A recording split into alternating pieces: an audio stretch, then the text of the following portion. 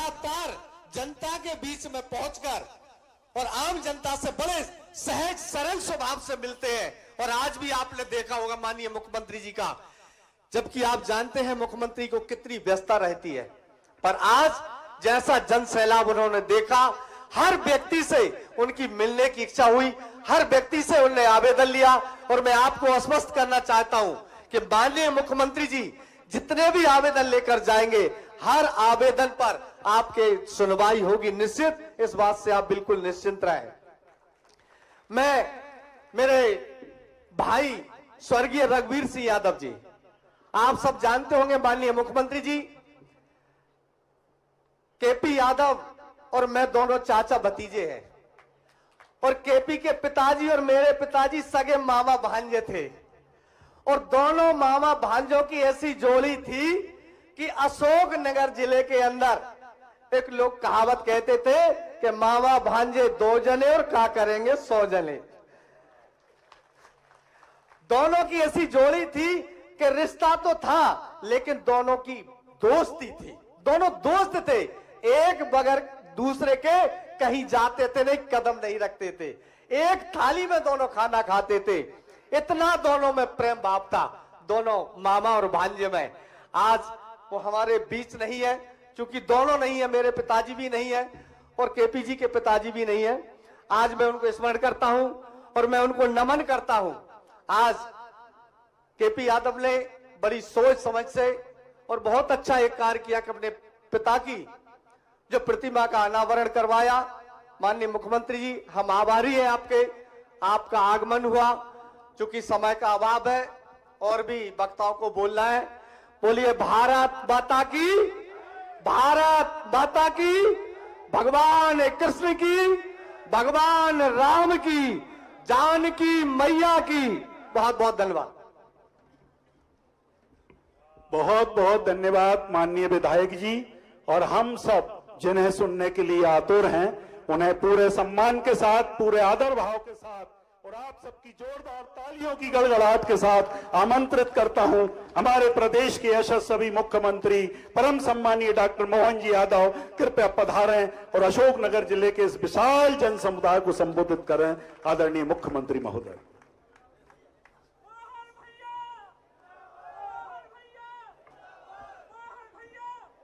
आज के इस कार्यक्रम में अभी अभी जिनने अपना विस्तार से विषय रखा, हमारे क्षेत्र के विधायक पूर्व मंत्री ब्रजेंद्र सिंह यादव जी, इस अवसर पर दोहरा दायित्व है केपी जी का। हमारे पूर्व सांसद और वर्तमान में आपके पिताश्री की प्रतिमा का अनावरण भी है, कृष्णपाल सिंह यादव जी। इस अवसर पर महेंद्र सिंह यादव जी, जिला पंचायत के अध्यक्ष अजय पाल सिंह जी, सिरोंज विधायक उमाकांत शर्मा जी, जिला अध्यक्ष आलोक तिवारी जी, इस अवसर पर चंदेरी विधायक जगन्नाथ सिंह रघुवंशी जी,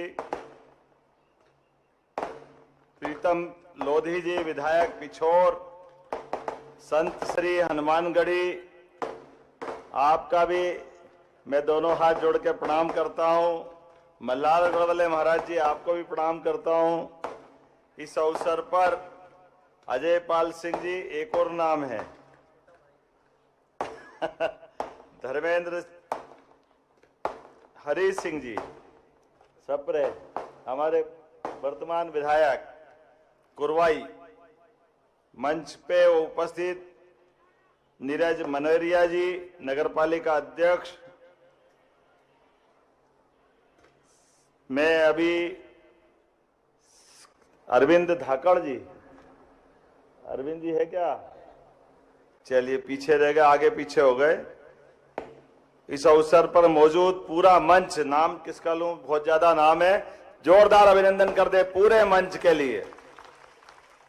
और मेरे साथ प्रेम से बोलो गोपाल कृष्ण भगवान की, प्रभु रामचंद्र महाराज की। आज के इस अवसर पर स्वर्गीय रघुवीर सिंह यादव जी, जिनका जीवन का अलग अलग परिचय अलग अलग प्रकार से आपके चेहरों के उमंग उत्साह बता रहे हैं, काले जीवन से छात्र संघ चुनाव के अलग अलग पदों पे निर्वाचित हुए, फिर सरपंच बने, जनपद अध्यक्ष बने, जिला पंचायत अध्यक्ष बने। और काम आदमी क्या करता है, जीते जी सामने तो सब नमस्कार करते हैं, जब शरीर छोड़ दो और इतनी भीड़ आ जाए तो अपने आप प्रणाम करने की इच्छा होती है। उनका जीवन धन्य हुआ है। आने और जाने के क्रम में परमात्मा की लीला है। जब मैं आज प्रतिमा अनावरण करने आया तो अभी अभी हमारे केंद्रीय मंत्री भूपेंद्र यादव जी ने भी अपनी उपस्थिति मेरे माध्यम से जोरदार अभिनंदन भूपेंद्र यादव जी का भी, और यहाँ के सांसद वर्तमान में भारत सरकार के मंत्री श्रीमान ज्योतिरादित्य सिंधिया जी के भी जोरदार तालियां बजा, उनके भी तरफ से। आज उनने आना तय किया था लेकिन जरूरी काम आने से वो अटके हैं, तो उन्होंने कहा कि मेरी तरफ से भी आप शुभकामना देना।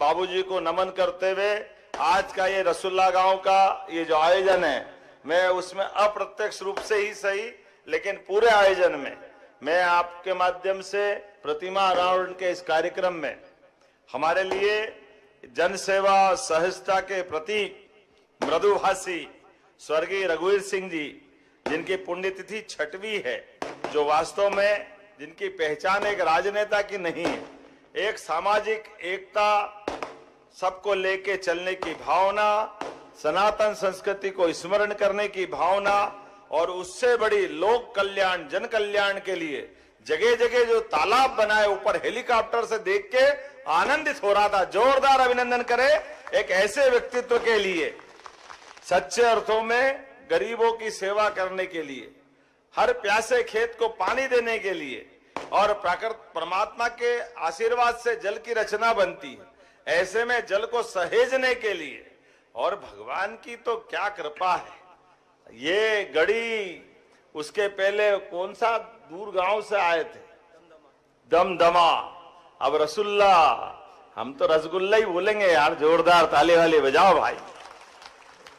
जहां सब कुछ आनंद ही आनंद है वहां कहां छकल्ला पड़े यार।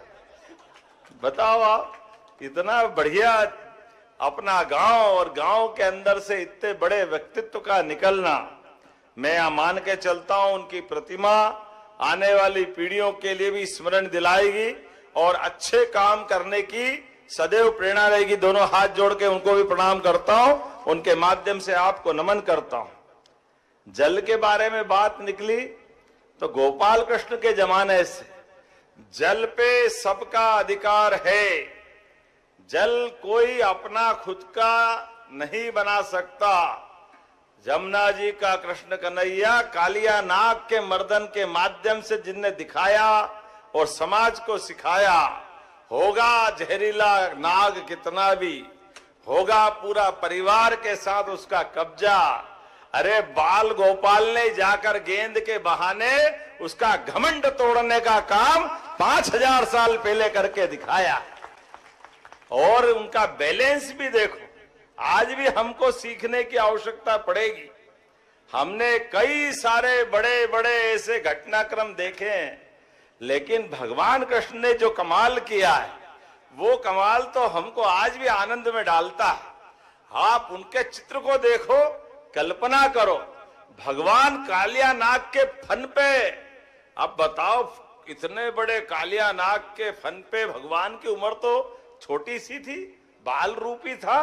अब बताओ, कभी सोचो कि वो बाल रूप से उसके सिर पे नाच रहे हैं, वो नाच रहे, मुस्कुरा भी रहे हैं। क्या आनंद का दृश्य है। अपने जीवन में भी कोई कितनी भी कठिनाई आए, उस कठिनाई को ऐसे ही नियंत्रण में रखना चाहिए। ये दृश्य हमको दिखाई देता है गोपाल कृष्ण के माध्यम से। जीवन के ऐसे सभी कठिन से कठिन काम को करने के लिए मनोयोग से आनंद के साथ हमारा जीवन सदैव भगवान कृष्ण के उस दर्शन को सामने रखता है, जिनके कई कई हमारे सारे भागवताचार्य, सारे संत महंत महामंडलेश्वर शंकराचार्य रात दिन गोपाल कृष्ण की, भगवान राम की वो सारी लीलाएं सुनाते हैं। मनुष्य रूप धारण करके भगवान राम और भगवान कृष्ण इस धाम में आए, लेकिन उनकी लीलाओं के लिए तो हम अपने अपने अलग अलग गांव गांव मोहल्ले मोहल्ले लाखों साल हो गए भगवान राम को, और 5000 साल से ज्यादा भगवान कृष्ण के हो गए, लेकिन आज भी देश की पहचान, दुनिया के किसी भी क्षेत्र में चले जाओ और वहां के लोग पूछे कि आप कहां से आए हो, आप अपने देश का नाम मत बताओ, केवल कह दो कि मैं भगवान रामकृष्ण की धरती से आया हूं, वो अपने आप कह देंगे हिंदुस्तान से आए, ये पहचान हमारी बनाई हुई, ये पहचान उनके माध्यम से बनी है, जिनके जीवन में बड़ी से बड़ी चुनौती दोनों के जीवन में, लेकिन सारी चुनौतियों को पार करते हुए भगवान ने सदैव सदमार्ग पे चलने की प्रेरणा दी। अपने आप पे सारे कष्ट ले लिए, लेकिन लोगों के सुख आनंद के लिए पूरा जीवन जिया। जब उनने इतनी प्रकार की सारी जीवन की लीलाओं से हमको हमारा दर्शन सामने दिया, तो ये उनके अपने मानने वाले पूरे देशवासी ऐसे ही तो दृश्य बताते हैं। यशस्वी प्रधानमंत्री के लिए जोरदार अभिनंदन करो श्रीमान नरेंद्र मोदी जी के लिए। कहा 1947 से लगा करके सुप्रीम कोर्ट ने तो फैसला 3 तलाक का भी दिया था, लेकिन 3 तलाक का फैसला मुस्लिम बहनों के पक्ष में दिया, सुप्रीम कोर्ट ने निर्णय कर दिया। लेकिन कोई कांग्रेस वाला हो तो बुरा मत मानना भाई, लेकिन उस अच्छे फैसले को भी तत्कालीन कांग्रेस के प्रधानमंत्री ने पलट के रख दिया वोट बैंक के चक्कर में। अब बताओ, अपने घर से कोई बहन बेटी का ब्याह हो जाए, शादी हो जाए, वो किसी घर जाएगी और जाने के बाद 1 बच्चा 2 बच्चा हो जाए और कह दो कि बस तलाक तलाक तलाक और दूसरी शादी करो। अरे उस बच्ची पे क्या बीतेगी, उसका जीवन तो जीते जी नरक हो जाएगा, उसकी कौन परवाह करेगा। और अधिकांश मुस्लिम देशों ने इस परंपरा को बदल दिया, लेकिन वोट बैंक के कारण से कांग्रेस के लोगों ने इस गलत प्रथा को और सुप्रीम कोर्ट के फैसले को उनके नादान परिवार वाले आज जगह जगह बताते फिर रहे, अरे हम तो सही कह रहे हैं, देश में ये हो जाएगा वो हो जाएगा। अरे भाई, तुम्हारे खानदान वालों ने इतने पाप किए हैं कि पूरी साबुन फैक्ट्री में घुस जाओ तब भी तुम्हारे पाप धुलने वाले नहीं। कितने पाप किए तुम लोगों ने, बताओ। सुप्रीम कोर्ट का इतना अच्छा फैसला, इनके पापा नहीं बदला है और कह दिया कि नहीं 3 तलाक का मुद्दा है, धर्म का मुद्दा है, इसलिए बहन बेटियों को वो नरक भले हो जाए, 3 तलाक जारी रहेगा।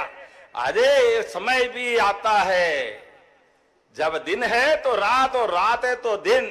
रात की अंधेरी घुप कितनी अमावस की रात हो, सुबह के सूर्य नारायण जब चमकते हैं तो पता ही नहीं चलता कि रात का घुप अंधेरा कहां गया।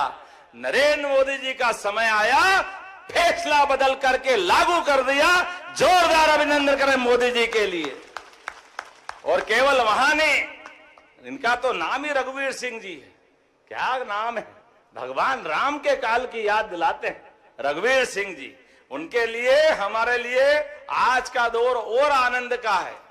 6 साल हो गए, लेकिन उनके नाम के आधार पर आज अयोध्या से महाराज जी पधारे हैं। वही सरयू मैया और वही अयोध्या।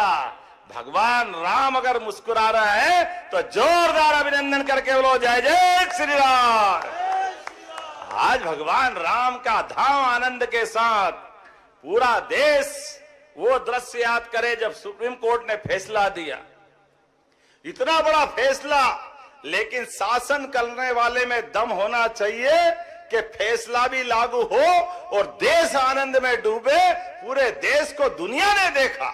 अगर भगवान राम के मामले में निर्णय आया तो कहीं कोई पत्ता भी नहीं खड़का, लेकिन कांग्रेस के शासन में केवल भगवान राम का जोर से नारा लगाओ तो दंगे हो जाते थे।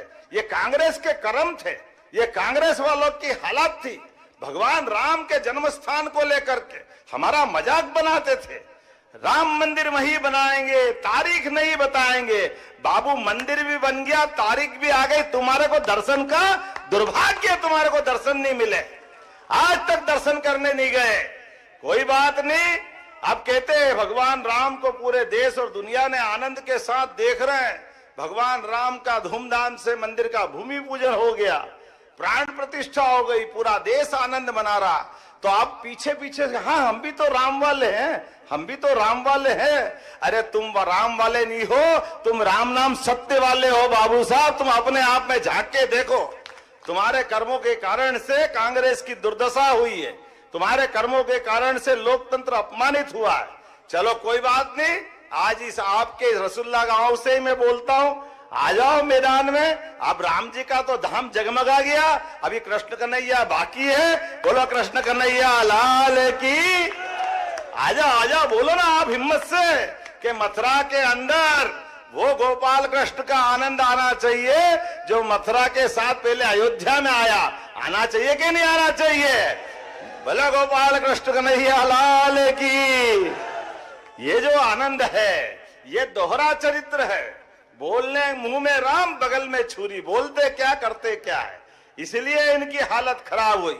आज आपके बीच में आया, आने के लिए वास्तव में मुझे लगा कि बहुत सारी बातें कर सकते थे।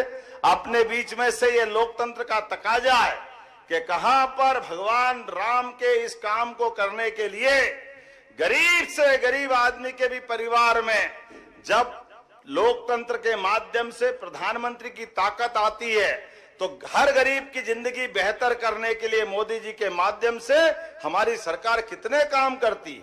हमारे किसानों के लिए पहली बार किसान सम्मान निधि देने का काम किसी ने किया है, नरेंद्र मोदी जी के माध्यम से हुआ। हमें इस बात का आनंद है। नल से जल, उज्ज्वला गैस कनेक्शन, गरीब आदमी का मकान, घर में राशन नहीं हो तो पूरे गरीब परिवार को राशन की दुकान से निःशुल्क राशन। अरे ये तो राजा राम के काल में होता था, क्या आज हमारे समय में हो रहा है मोदी जी के काल में।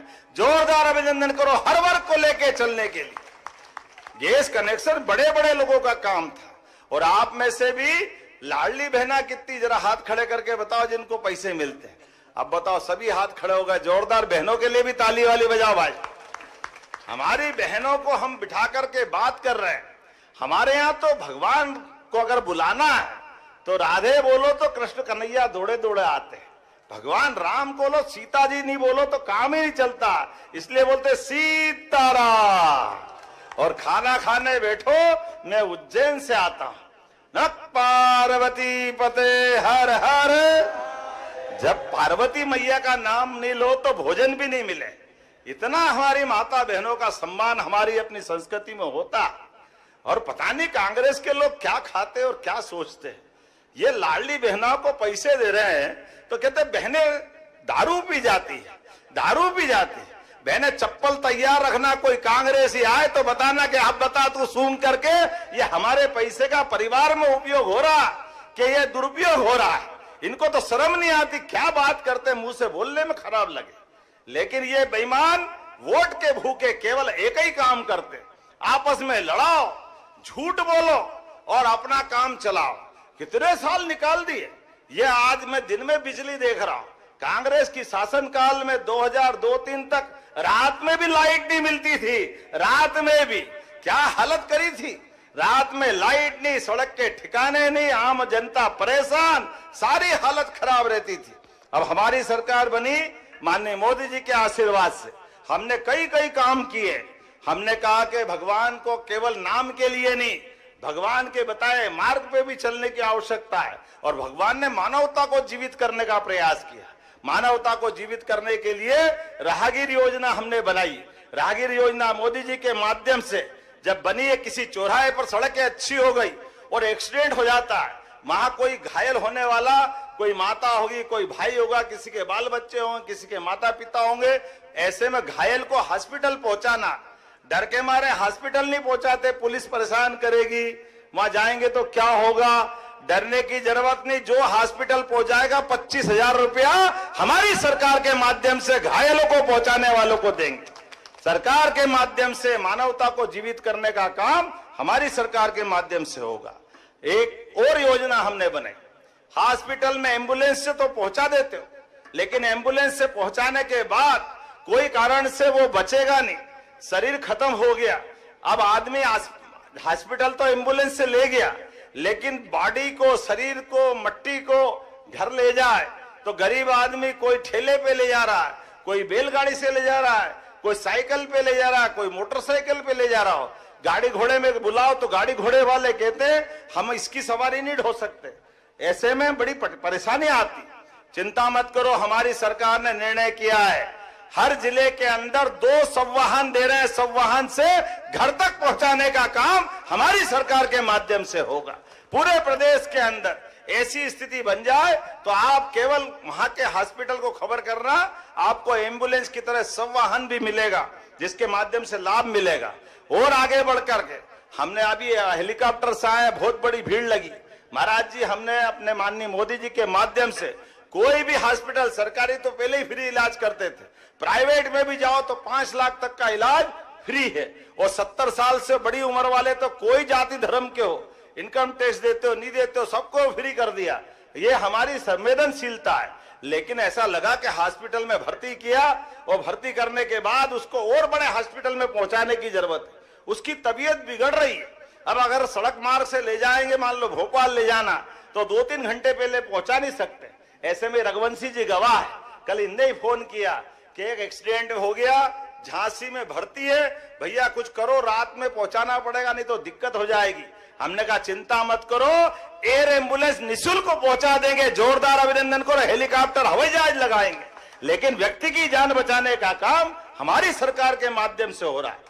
पैसा जरूरी थोड़ी है, व्यक्ति की जान जरूरी है। सरकार हमारी है और सरकार का मतलब ही है। हमने ये कहा कि नंद घर आनंद भयो, तो आनंद दिखना भी तो चाहिए, खाली बोलने की बात थोड़ी होना चाहिए। सरकार के माध्यम से वो चरितार्थ भी होना चाहिए। ऐसे कई काम हम कर रहे हैं। अभी मुझे आए तो गीता, पवित्र गीता जी की कापी भेंट की। हमने कहा ये गीता जी तो हम पढ़ेंगे ही पढ़ेंगे, लेकिन गीता जी ने अपने कर्मवाद के सिद्धांत के बलबूते पर जीवन के अपने एक एक क्षण का उपयोग सदुपयोग में बदलने के लिए हमारे अपने समाज में हमने कहा गोपाल कृष्ण के जीवन को स्कूल शिक्षा के अंदर भी, कॉलेज शिक्षा में भी पढ़ाने का काम हमारी सरकार के माध्यम से किया जाए। भगवान के जीवन के विविध प्रसंगों को पढ़ करके नई पीढ़ी तैयार होगी। और उतना ही नहीं, नगर नगर में, नगर परिषद में, मेरे आप बताया आप नगर पालिका अध्यक्ष में, आप भी गीता भवन बनवाओ, सरकार मदद करेगी। हर जगह गीता भवन पूरे प्रदेश में बनाए जाएंगे। जब गीता भवन बनाए जाएंगे तो ताली वाली तो बजती है कि नहीं बजती है? ऐसा लग रहा है कि थोड़ा एहसास तो होना चाहिए। अब गीता भवन बनेंगे तो गीता भवन में हमारे बच्चे भी पढ़ेंगे लिखेंगे, आगे बढ़ेंगे, कंप्यूटर की शिक्षा होगी, अच्छे सभी साहित्य पढ़ेंगे। अरे अच्छी चर्चा करने के लिए तो सब धर्म की चर्चा करो, कोई दिक्कत नहीं। गीता भवन तो ये हमारे लिए परमात्मा की दया से भगवान ने बड़े से बड़े काम करे, लेकिन बाद में प्रेरणा भी ऐसी दी। हमारे याद रखो, भगवान कृष्ण ने कंस को मार दिया। कंस को मारना ये बहुत बड़ा अचंबा था, लेकिन इतना बड़ा काम करने के बाद भी 11 साल की उम्र हो गई थी भगवान की, लेकिन शिक्षा के महत्व के लिए कंस को मारने के बाद मथुरा से उज्जैन आए और सांदीपनी आश्रम में उनने 64 कला, 14 विद्या, 4 वेद, 18 पुराण, ये सब में पढ़ करके अपने जीवन में उनके भगवान के गुरु के सामने सांदीपनी जी ने एक शब्द बोला और वो शब्द मंत्र वाक्य के रूप में दुनिया के सामने गया। श्री कृष्ण वंदे जगत गुरु। बतावा, जगत गुरु अपने खुद के शिष्य को कोई गुरु बना दे, वो कोई हो सकता है तो गोपाल कृष्ण ही हो सकते हैं। वो आनंद हम सबको उस एहसास कराता है। शिक्षा का क्या महत्व है, इसलिए हम अपने गीता भवन बना रहे हैं। हमने कहा कि गौ माता की बात भी होना चाहिए, तो सरकार के माध्यम से हम अपने भगवान राम के काल के आने वाला दशहरा, दशहरे के दिन रावण तो जलाते ही है, जलाना, लेकिन रावण को ध्यान रखो, रावण को जलाते जलाते ध्यान में आता है कि हम शस्त्र पूजन भूल गए। वो तो रावण मरा कैसे? भगवान के शस्त्र के बिना कोई मरा है क्या? तो रघुवंशी जी, शस्त्र धारण करे बिना कैसे आनंद आता है? तो भगवान ने प्रेरणा दी है, दुष्टों के संहार के लिए शस्त्रों का धारण करना भी जरूरी है आज के समय में। तो हर दशहरे पे सरकार के माध्यम से जहां शस्त्रागार है, हमारे सारे मंत्री, विधायक, सांसद सब लोग शस्त्र पूजन करने जाएंगे। सारे त्योहार हमारे लिए प्रेरणादायी है और आने वाले समय में जब दीपावली का आनंद मनाएंगे, लेकिन सच्ची दीपावली तो गोवर्धन पूजा के साथ होती है। ये गोवर्धन नहीं है, हमारे लिए गोवर्धन है। जोरदार अभिनंदन करो। पूरे देश के अंदर हमारा राज्य एकमात्र है जिसने गोवर्धन पूजा के माध्यम से पर्यावरण से भी प्रेम करा और गौ माता के प्रति अपनी भक्ति भी बता रहा है। और गौ माता को पालने के लिए गोपाल कौन? जो गाय को पाले वो गोपाल है कि नहीं? गोपाल, गोपाल किसको कहते हैं? भगवान नाम कितने भी धारण कर ले, लेकिन जो गोपाल बोल के उनको आनंद आता था। तो जिसके घर गाय वो घर घर गोपाल, वो जो कृष्ण को भी माने वो गोपाल, तो गोपाल कृष्ण घर घर में मिलते हैं। इसलिए गोपाल कृष्ण भगवान की हमने कहा घर घर गाय पालो, दूध उत्पादन बढ़ाओ, कुपोषण से अपने परिवार के अंदर दूध का उत्पादन होगा तो माखन, दही, दूध सब कुछ घर में आ जाएगा। अभी 9% दूध का उत्पादन हमारे राज्य के अंदर होता है, इसको 20% तक ले जाने वाले। अभी देश में तीसरा नंबर हमारा है, इसको 1 नंबर तक ले जाएंगे। इसलिए हमने योजना बनाई, गाय भी पालो तो भरपल्ले पालो। 1-2 गाय माता से क्या होता है? 25 गाय माता पालो, 40 लाख की योजना बनेगी, 10 लाख हमारी तरफ से फ्री। गाय भी आपकी, दूध भी आपका, कमाई भी आपकी। लेकिन सरकार प्रोत्साहन दे रही और बड़ी बड़ी गौशालाएं भी जो कोई खोलता है उस गौशाला में भी प्रति गाय माता 20 रुपया प्रति गाय माता के बजाय 40 रुपया प्रति गाय माता देने के लिए हमने डबल कर दिया। जोरदार अभिनंदन करो। हमारी घर घर गोपालों की गाय माता का सम्मान होना चाहिए, जिसमें 33 करोड़ देवी देवता का वास। वो गौ माता के लिए अगर सरकार के खजाने में थोड़ा लोट पड़ जाए तो क्या फर्क पड़ता है? जमाने के जाने क्या क्या काम होते रहते। ऐसे में गौ माता के लिए अगर हम नहीं करेंगे तो कौन करेगा? आज के इस अवसर पर बोलने के लिए तो बहुत कुछ है, लेकिन मैंने एक और निर्णय किया है कि भगवान कृष्ण ने जहां जहां, आप बताओ, जो मथुरा का महत्व है, जो वृंदावन का महत्व है, जो गोकुल का महत्व है, वही द्वारका का महत्व है। तो जब द्वारका, गोकुल, वृंदावन भगवान ने लीलाएं करी तो मध्य प्रदेश में भी तो वो स्थान है, सांदीपनी आश्रम, जहां भगवान पढ़ने आए। और इस जिले के अंदर चंदेरी शिशुपाल का, हम सब याद रखें, शिशुपाल का वध करने के लिए यहां आए। तो ऐसे प्रत्येक स्थान को तीर्थ बनाएंगे। जोरदार अभिनंदन करो भगवान कृष्ण के लिए। भगवान राम ने भी जहां जहां मध्य प्रदेश में लीला की, अब चित्रकूट धाम सहित जहां जहां श्री राम वनगमन पथ है वहां भी तीर्थ बनेंगे। और भगवान कृष्ण ने जहां जहां लीलाएं की वो स्थान भी तीर्थ बनेगा। ऐसी सारी योजना बना करके बहुत सारी बातें मैं कर सकता था, लेकिन विलंब से आने की क्षमा भी चाहता हूं। थोड़ा देरी से आया, लेकिन देर आयत दुरुस्त आयत। आया तो धूमधाम से, आनंद से अब आपके बीच मिलने का मौका मिला है। अगली बार भी बुलाओगे कि नहीं बुलाओगे? जरा इधर ताली वाली नहीं बजा रहे हैं, बताओ तो अगली बार बुलाएंगे कि नहीं बुलाएंगे? लेकिन भले लोग कितने हैं, बुलाएंगे तो बुलाएंगे, लेकिन अभी आए तो क्या देर हो तो पूछना ही भूल गए। चंदेरी महोत्सव है, उसमें चंदेरी महोत्सव बिल्कुल आएंगे। जोरदार ताली बजा। हमारे रघुवंशी जी ने एक शुरुआत कर दी। अब मैं जरा छेड़ रहा हूं तो मेरे को पकड़ मत लेना, 1-2 बात मैं डायरेक्ट ही कर देता हूं, सीधे सीधे कर देता हूं। मुझे बताया गया कि यहाँ 12वीं तक स्कूल, हाई स्कूल को 12वीं तक कराना चाहिए, करना चाहिए क्या? 12वीं स्कूल होना चाहिए बे? जरा ताली वाली बजा के बताओ कि स्कूल का उन्नयन होना चाहिए क्या? हाई स्कूल को हायर सेकेंडरी ब्रजेंद्र जी होना चाहिए क्या? आपके तो मामा का घर है, आप तो खो गए सही। जोरदार अभिनंदन करो हमारे चाचा भतीजों के लिए। आपने क्या मामा भांजे ऐसे बन के घूमते थे कि लोग याद करते, तो चाचा भतीजे भी ऐसे घूमना चाहिए। जोरदार ताली बजा इनके लिए भी। कल से ऐसे आनंद लेना चाहिए आप भी। अपने प्रेम को बांटो, जितना बांटोगे उतना मिलेगा। एक और बात मुझे बताई कि खेल का मैदान भी गांव में लघु खेल परिसर बनाना चाहिए। बनाना चाहिए क्या? तो बनाने की घोषणा करता हूं। जोरदार अभिनंदन करें इस बात के लिए। और बहुत सारी बात है। आपने कहा रसुल्ला और आसपास की पंचायतों में लिफ्ट इरिगेशन की योजना की बात आपने कही है, इसका कलेक्टर सर्वेक्षण करवा लेना। हमारी सरकार ने तय किया है कि ये 100 लाख हेक्टेयर तक, हर खेत तक सिंचाई का पानी मिले, इसका प्रयास हमारा होने वाला है। निश्चित रूप से जहां जहां खेत खेत तक पानी मिलेगा। देखो भाई, हमारे तो भगवान की दया से यशस्वी प्रधानमंत्री के कार्यकाल को देखो, या तो सीमा पे जवान, जान की बाजी लगा करके सीमा पे जवान अपने देश की रक्षा के लिए दुश्मन से छाती अड़ा करके जान की बाजी लगा करके आपकी रक्षा करता है। और ऐसे ही खेत का किसान, अन्नदाता किसान, मैं दोनों हाथ जोड़ के प्रणाम करता हूं किसानों के लिए भी। हमारी सरकार का सबसे बड़ा हक अगर किसी का है तो किसानों का है, किसानों की बेहतरी का है। इसलिए किसानों के लिए सिंचाई की सुविधा और जो भी सुविधा मांगेगा किसान, उसको आगे बढ़ाने के लिए हमारी सरकार लगातार काम करेगी। मेरी अपनी ओर से ये इरिगेशन की आपने सिंचाई योजना बताई, इसको भी करेंगे, जो नहीं बताई उसको भी करेंगे। जोरदार अभिनंदन करो जो जहां जहां से भी बताएंगे। पूरे प्रदेश के अंदर हमारी सरकार के पास पैसे की कोई कमी नहीं है। जब अच्छा काम करो तो भगवान भी साथ देता है। परमात्मा की दया से ऐसे सारे काम हम लगातार करते जाएंगे। आज तो इतने ही, अगली बार फिर आएंगे, फिर मुलाकात करेंगे। मेरी अपनी ओर से दोनों हाथ जोड़ के आप सबको प्रणाम, और दोनों हाथ की मुट्ठी बांधो और ऊपर से मेरे साथ जोर से बोलो, भारत माता की, भारत माता की, भारत माता की। बहुत बहुत धन्यवाद। भारत माता की जय। बहुत बहुत धन्यवाद। माननीय मुख्यमंत्री महोदय का प्रेरणास्पद उद्बोधन हम सभी ने आत्मसात किया। आभार प्रदर्शन के लिए आमंत्रित हैं भारतीय जनता पार्टी के जिला अध्यक्ष माननीय आलोक जी तिवारी। कृपया पधारें।